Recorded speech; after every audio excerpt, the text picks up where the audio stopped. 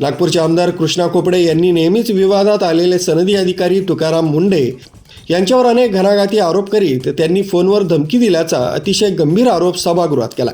यामुळे काही काळ विधानसभेत गोंधळही झाला होता। याविषयी सक्षम पोलीस टाइम्स न्यूज 112चे नागपूर ब्युरो चीफ संजय मिरे यांनी आमदार खोपडे यांचा आढावा घेतलाय।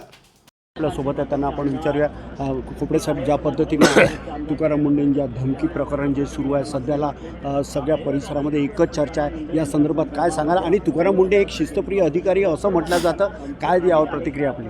नाही, तो शिस्तप्रिय अधिकारी मीडिया आणि NGOमध्येच आहे, बाकी विकासाच्या कामात झिरो आहे।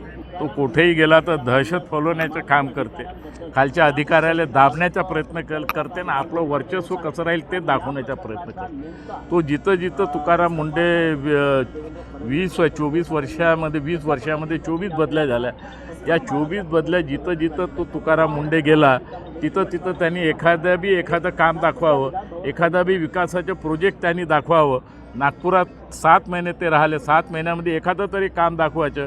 कोविडच्या हॉस्पिटल काटोल रोडच्या मैदानात 5000 बेडचं टाकलं, पूर्ण सत्यानाश झाला। 40 करोड रुपये पाण्यामध्ये डुबाले, याले तुकाराम मुंढे जबाबदार आहे। नागपूर शहरामध्ये अनेक सरकारी हॉस्पिटल आहे, मेडिकल आहे, मेवा आहे, महानगरपालिकेचे हॉस्पिटल आहे, तिथं व्यवस्था करायला पाहिजे नव्हती।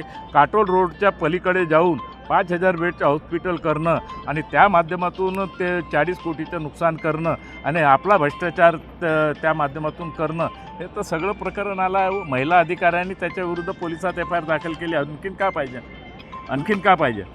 कृष्ण, मला हे विचारायचं की एक तुकाराम मुंढे सध्या म्हणजे तुम्हा लोकांच्या नजरेमध्ये एक हिटलरशाहीपणा करत आहे असं म्हणायला काही हे नाही आहे, मात्र असे जे हिटलरशाहीपणा करतात त्याला सरकार काय कुठे कमी पडत आहे? काय सरकार कमी नाही पडत आहे। सरकार कमी पडली असती तर त्याला कधी दाखवलं असतं। प्रत्येक ठिकाणी जाते, प्रत्येक जनप्रतिनिधीची मागणी राहते का हा अधिकारी आम्हाला पाहिजेच नाही, त्याच्या 6 महिन्याचा बदल्या होऊन जातो। सर, धमकी संदर्भात काय आली तुम्हाला? मला धमकी संदर्भात पहिले 2 धमक्या आल्या। काल 10:47 जीवाने मारण्याची धमकी आली आणि हे तुकाराम मुंढेच्या इशाऱ्यावर सगळं होत आहे। कारण लोकाले काय घेणं देणं या सगळ्या गोष्टीची ते तू सांगते म्हणून लोक फोन करतात आणि म्हणून मी काल पोलीस कमिशनरला बी याची तक्रार रात्री केलेली आहे आणि आता लिखित स्वरूपात बी केली।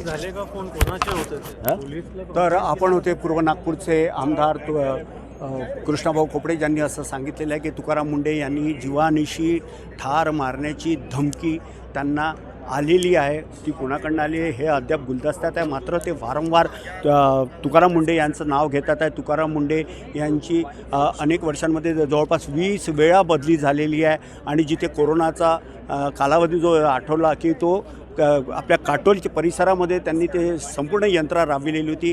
नागपूर शहर आणि काटोल यामध्ये बरंच असं अंतर आहे। मग जर काही आपल्याला ट्रीटमेंट घ्यायची असेल तर ती आपल्याला मिळू शकेल का, हा एक प्रश्नसुद्धा महत्त्वाचा होता।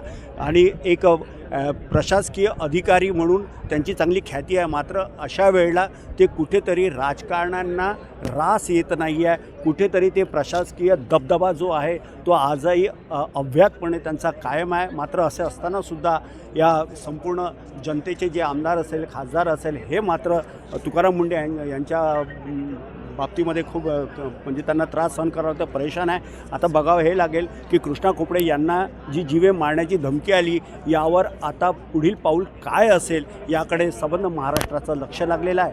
नागपूरच्या विधानभवन परिसरातून कॅमेरा पर्सन सेजसह संजय मिरे, 112 न्यूज नागपूर। नागपूर विधान भवनातून कॅमेरामन शेजल मगरेसह प्रतिनिधी संजय मिरे, नागपूर।